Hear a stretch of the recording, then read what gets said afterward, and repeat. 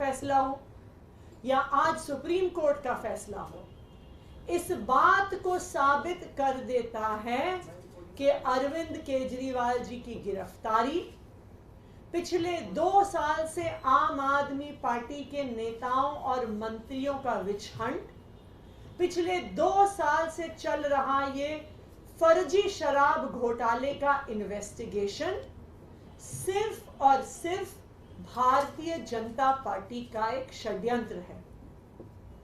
Bharatiya Janata party आम आदमी party का, दिल्ली सरकार का, दिल्ली के लोगों का काम रोकने के लिए साजिश रच रही है और इसीलिए उन्होंने दिल्ली के चुने हुए मुख्यमंत्री को एक फर्जी केस में बिना किसी सबूत के जेल में डाल दिया। राउज एवेन्यू कोर्ट ने जब अरविंद केजरीवाल जी को जमानत दी थी तो बहुत स्पष्ट तौर पर कहा, और एक बार नहीं बार बार कहा कि इन्फोर्समेंट डायरेक्टोरेट के पास अरविंद केजरीवाल जी के खिलाफ कोई सबूत नहीं है।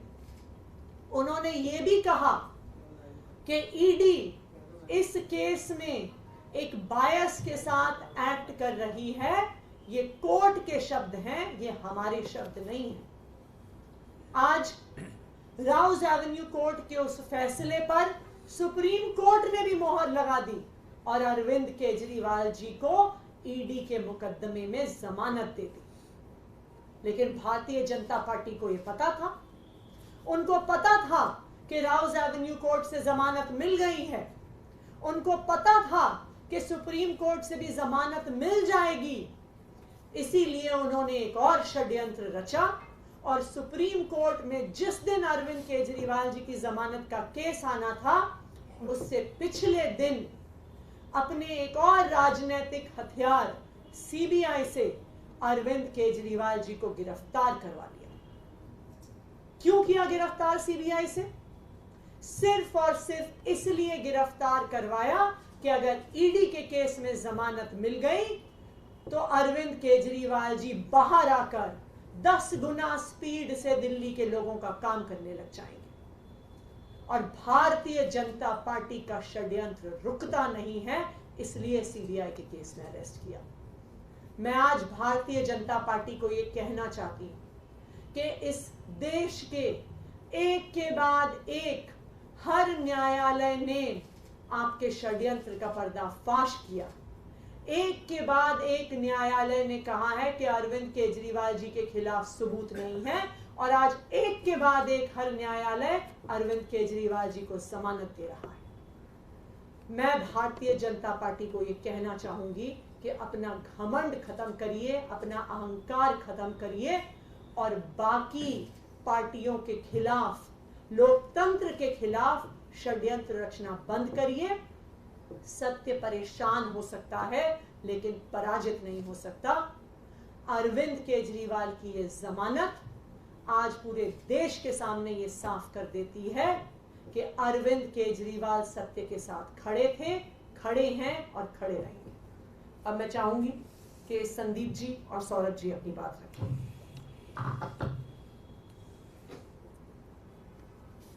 आज माननीय सुप्रीम कोर्ट ने जो फैसला दिया है वो पूरे देश के लिए एक ऐतिहासिक फैसला है।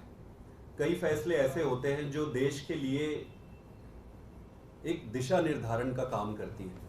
आज जो फैसला आया है वो बड़ा स्पष्ट कर देती है कि जो तथाकथित शराब घोटाला भारतीय जनता पार्टी द्वारा जो रचित है वो पूरी तरीके से सुप्रीम कोर्ट ने उसको ध्वस्त कर देता है। सुप्रीम कोर्ट में जाने से पहले इस पर special court, PMLA special court का ऑर्डर आया था। उस ऑर्डर को पढ़ने पर किसी भी व्यक्ति के मन में ये संदेह नहीं रहेगा कि भाई ये केस क्या है। उस ऑर्डर में 3-4 चीजें बड़ी स्पष्ट लिखी हुई है। पहला कि कोई पैसे का लेन देन नहीं हुआ है। दूसरा, पैसे की कहीं एक चवन्नी की बरामद नहीं हुई है। तीसरा, अरविंद केजरीवाल जी का और पार्टी का दूर दूर से किसी चीज में कोई नाता ही नहीं है। जब करप्शन ही नहीं है इस पे तो नाते का सवाल ही नहीं है। और सबसे इंपॉर्टेंट चीज कि उसमें ईडी के इंटेंट को ये मार्क करने वाली बात है कोर्ट के ऑर्डर में ईडी के इंटेंट पे बड़ा क्वेश्चन मार्क लगा है कि ईडी जो है बड़े एक मैलिफाइड इंटेंट के साथ काम कर रही है। ये बहुत बड़ी बात है। जब कोई एक एजेंसी अपने खोटे नियत के साथ किसी पक्ष के साथ व्यवहार करती है तो वो बहुत गंभीर विषय हो जाता है। स्पेशल कोर्ट के बाद मुद्दा आज सुप्रीम कोर्ट में आया। सुप्रीम कोर्ट में एक बड़े प्रश्न पर विचार किया जा रहा था, और बड़ा प्रश्न क्या था? वो बड़ा प्रश्न ये था कि क्या ये पूरे का पूरा अरेस्ट ही इलीगल है? तो कोर्ट ने अपने तरीके से अध्ययन करके इसको बड़े बेंच के पास भेजा है। जो भी होगा वो देश के लिए अच्छा ही होगा, दिशा निर्धारण होगा आगे। लेकिन कोर्ट ने इंटरिम बेल ग्रांट किया है अरविंद केजरीवाल जी को। अब आपको ये समझना होगा कि पीएमएलए में जब सारे तथ्य और साक्ष्यों को देखकर सभी सबूत ये जो दिए हैं उसको एग्जॉस्ट करने के बाद ही ऐसे इंटरिम बेल या बेल दिए जाते हैं। तो मेरा ये सबमिशन है भारतीय जनता पार्टी से कि हर कोर्ट में आपको मुंह की खानी पड़ रही है, और ये केस सिर्फ आपके द्वारा रचित एक सर्कस है। तो इस सर्कस को बंद करिए। देश का और जनता का और खास करके दिल्ली की जनता का समय व्यर्थ ना करें। नरेंद्र मोदी जी ने, अमित शाह जी ने और भारतीय जनता पार्टी ने इस देश को एक ही चीज दिया है। हर व्यक्ति का हर कार्यकाल की एक देन होती है कि भाई इसने क्या दिया, इसने क्या दिया, इसके कार्यकाल में क्या मिला।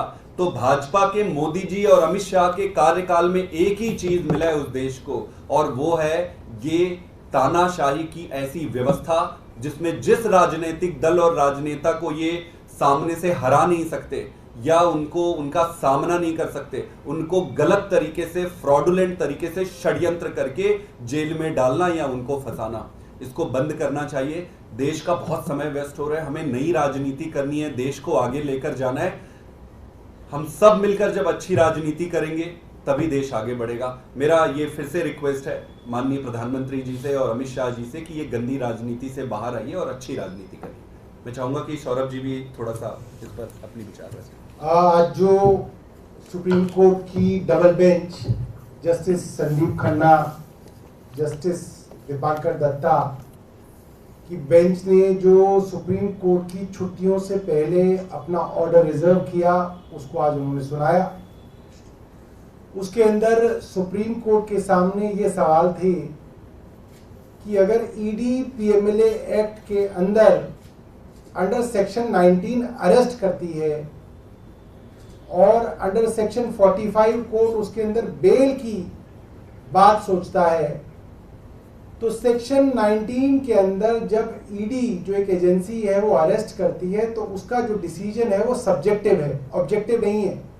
कोई तय सिद्धांत नहीं है किस पे वो अरेस्ट कर रहे हैं, और वो सेक्शन 19 बेसिकली उन अफसरों की ओपिनियन है। तो अगर किसी कानून के अंदर बेल के प्रावधान इतने सख्त हैं जितने सेक्शन 45 में है, तो उसमें अरेस्ट का थ्रेशोल्ड भी हाई होगा। ऐसा नहीं हो सकता कि आप बात बात पे अरेस्ट कर लें और फिर बेल ना दें। अगर बेल आसान है किसी कानून में तो उसमें अरेस्ट भी आसान होती है, और अगर कानून में बेल मुश्किल है तो उसमें अरेस्ट होने भी, क्या लगा लो, कनेक्टेड तो है नहीं, इसको बिना कनेक्ट करे कर लेंगे। सौरभ लाइव चल रहा है।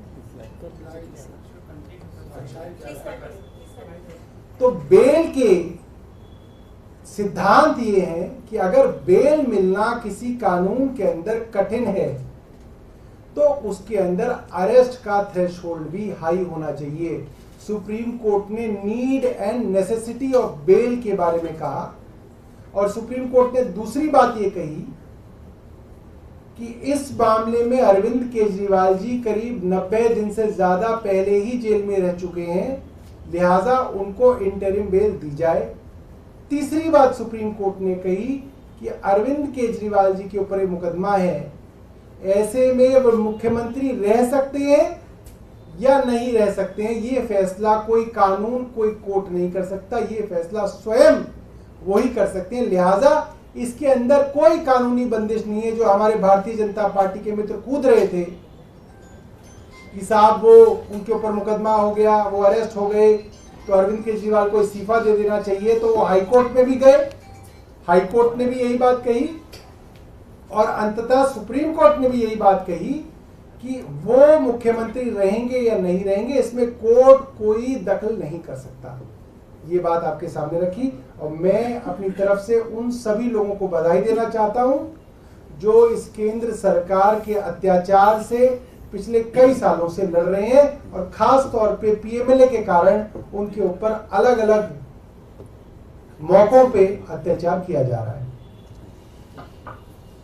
सौरभ जी, पहले हेमंत सोरेन को भी रिलीफ मिला जस्ट आफ्टर द इलेक्शन, अब सीएम को भी मिला है, ये किस तरह का? देखिए, मैं ये समझता हूं जुडिशरी भी आपके समाज का ही एक रिफ्लेक्शन होता है। आज पूरे देश में इस बात की चर्चा है कि जिसको चाहे भारतीय जनता पार्टी की केंद्र सरकार मुकदमों के अंदर फंसाती है। मुकदमों में फंसाने के बाद अपने राजनीतिक प्रतिद्वंदियों को जेल में डाला जाता है। जेल में डाल के उनके ऊपर एक प्रेशर बनाया जाता है कि यदि वे भारतीय जनता पार्टी के सामने सरेंडर कर दें, भारतीय जनता पार्टी के साथ मिल जाएं, तो उनके ऊपर वो मुकदमा कमजोर कर दिया जाता है। छापे भी इस तरीके से डाले जाते हैं। अब ये बात लगभग साफ हो गई है न्यायालयों के सामने कि ईडी के मुकदमे सिर्फ और सिर्फ राजनीतिक द्वेष की भावना से और उनको आम पृष्ठ करके भारतीय जनता पार्टी में लाने की भावना से केंद्र सरकार लगा रही है। तो कोर्ट्स इस चीज को रिफ्लेक्ट कर रहे हैं। इसी श्रृंखला में हेमंत सोरेन जी की बेल जो है हाई कोर्ट से हुई, अरविंद केजरीवाल जी की बेल तो लोअर कोर्ट से ही हो गई थी, आप देख सकते हैं। मगर जिस तरीके से ईडी रातों रात भागी, हाईकोर्ट के जज साहब ने बिना हाईकोर्ट का फैसला आए, ये इतिहास में पहली बार हुआ है। जिस जज ने हाईकोर्ट का फैसला ही नहीं पढ़ा, उसको यही नहीं मालूम कि लोअर कोर्ट ने किस बात पे बेल दी है, लोअर कोर्ट ने क्या दलीलें मानी है, क्या दलीलें खारिज की है, उस फैसले को बिना देखे हाईकोर्ट के जस्टिस साहब ने जो है उसके अंदर रोक लगा दी थी। तो वो भी जो मैसेज जो है मुझे लगता है पूरे समाज और जुडिशरी में गया है और ये बात साफ है कि केंद्र सरकार एक विच हंटिंग कर रही है। लेकिन अभी सीएम बाहर नहीं आ पाएंगे 17 जुलाई को। देखिए, वो तो आतिशी जी ने भी बताया। करेगा उनकी देखिए, बार बार पहले सुप्रीम कोर्ट ने इंटरिम बेल दी, पीएमएलए में मिलती नहीं है, उन्हें मिली। फिर लोअर कोर्ट में न्याय बिंदु जी ने उनको बेल दी। अब देश की हाईएस्ट कोर्ट ने उनको इंटरिम बेल दे दी।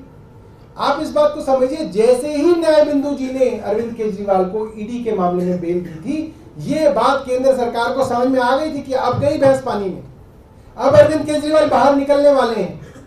इसीलिए सीबीआई जो है रातों रात अरविंद केजरीवाल के यहाँ गई, तिहाड़ के अंदर उनको उन्होंने अरेस्ट किया। 2 दिन के लिए फॉर्मेलिटी के लिए जो है 3 दिन की उनकी जो है इंटेरोगेशन करी। अब जो है ये कह दिया कि जी इन्होंने, सीबीआई ने भी इनको अरेस्ट कर रखा है सिर्फ इसलिए कि कहीं गलती से अरविंद केजरीवाल जी की बेल सुप्रीम कोर्ट में हो गई तो उनको उसके बाद भी जो है जेल में रखा जाए। बट मैं ये मानता हूं पीसी एक्ट जो होता है, प्रिवेंशन ऑफ करप्शन एक्ट जो होता है, वो मोटे तौर पे सीआरपीसी से गवर्न होता है, जिसके अंदर bail is a matter of right. इस सीबीआई की बेल के अंदर सीबीआई को साबित करना पड़ेगा कि इनको जेल में क्यों रखना है। ईडी और पीएमएलए के मामले में जो एक्यूज होता है उसको साबित करना पड़ता है कि मैं बेकसूर हूं। तो इसके अंदर जो बर्डन ऑफ प्रूफ है वो सीबीआई के ऊपर है और मुझे लगता है सीबीआई में तो बहुत सारे जो एक्यूज हैं एक्साइज केस के अंदर, उन सबको बेल मिल रखी है। वो सिर्फ पीएमएलए के अंदर जो है उनको बेल नहीं मिली थी, जिसकी वजह से वो जेल में थे। तो it's a matter of I think some time कि ये सीबीआई की बेल के अंदर जब मामला आएगा तो हमें उम्मीद है उनको बेल मिलेगी और अरविंद केजरीवाल जी दिल्ली के लोगों की सेवा करने वापस जो है लौटेंगे।